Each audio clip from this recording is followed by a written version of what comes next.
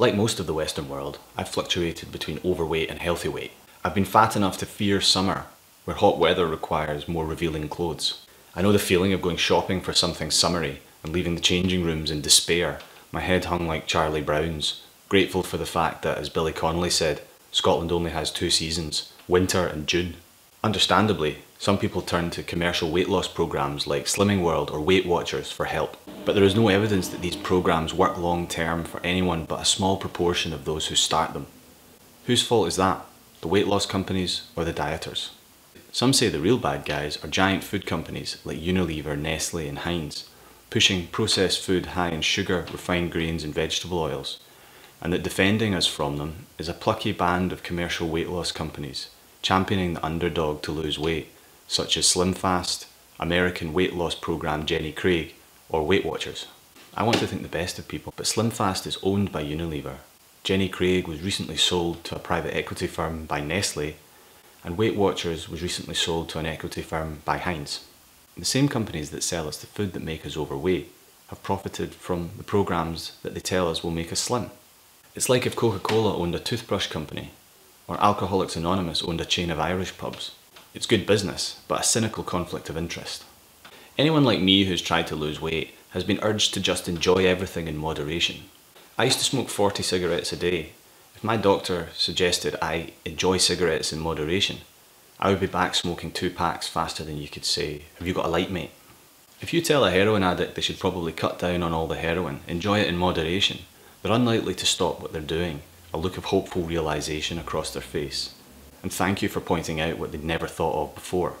They're more likely to tell you to get lost, that they find heroin rather moreish, and ask if you've got a light, which you could now provide thanks to your new life of moderation.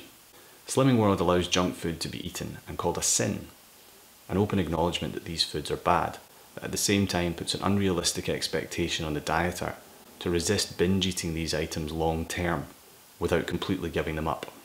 There are people that cannot stop eating food that they know is bad for them, and they do it compulsively, in secret, and with a huge feeling of shame and guilt attached. Anyone like me who's sat in the dark and eaten a whole Domino's to themselves, chased with a tub of Ben & Jerry's, knows that self-loathing is not enjoyable, even in moderation. Slimming World's claims that you can eat as much as you like of free foods and not put on weight is sensible, but they get the foods wrong. There's no evidence that eating pasta, one of their free foods, is self-limiting for losing weight. So what do they think happens to it if you overeat it? Does it turn into magical Italian fairy dust? Spoiler alert, it turns into fat. Weight Watchers try to curb too much unmoderation by assigning bad foods more points, and you have to spend wisely to stay within your daily points limit. But there's nothing to stop you spending all of your points on junk food.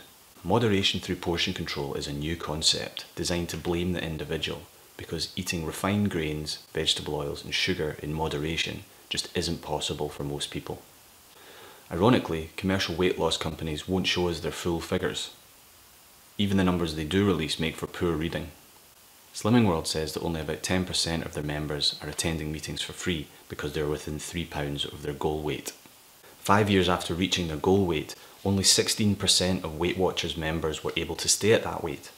And in the words of Richard Samber, the former Director of Finance for Weight Watchers, the reason Weight Watchers is successful is that the other 84% have to come back and do it again. Another worrying aspect is that these programs are short-term weight programs rather than long-term health programs. This was illustrated by a $45,000 payout made by Weight Watchers to a lifetime member who had maintained her goal weight and had been denied the job of a group coach, allegedly because she was pregnant, allegedly being told Weight Watchers doesn't hire pregnant women. Alarmingly, Weight Watchers recently offered free membership to 13 to 17-year-olds, so maybe the pregnant woman's rejection was just to avoid accusations of trying to aggressively recruit weight-conscious fetuses. A huge problem with sticking to any diet is the lack of social support people get, which can swamp the initial enthusiasm of any dieter. Office cake culture has reached an extreme level.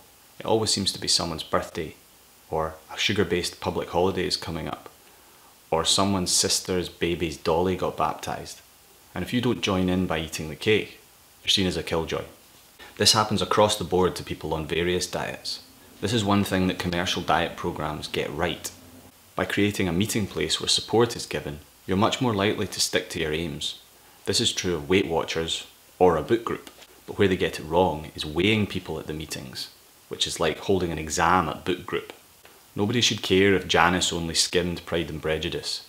She's a busy person. At least she's there trying her best.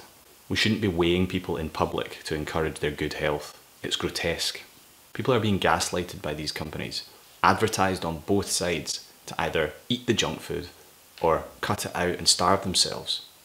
Or even worse, eat the company's junk food instead. And each time someone does either thing, these companies get paid.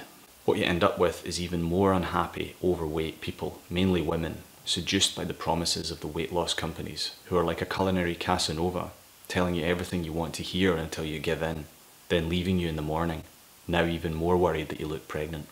In a world where every 5 minutes you see food that would make a stick insect obese, we can expect to see people trying diets over and over again. Karen Miller-Kovacs, the Chief Scientific Officer for Weight Watchers, says, is it everything we would want? No. But then what's the alternative? The alternative is doing nothing. I disagree. If you can work out how to stay full from eating highly nutritious foods and avoid eating sugar, refined grains and vegetable oils, weight loss and maintenance should be within your grasp. Seek out people who will help you with these goals and spend time with them. Good luck, it's not easy, but if a Glaswegian former overweight smoker can do it, you can too.